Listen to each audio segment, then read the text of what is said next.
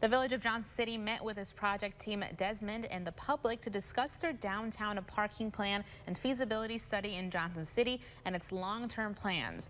During the session, members with Desmond presented a parking model of downtown based on current observations and planned current developments.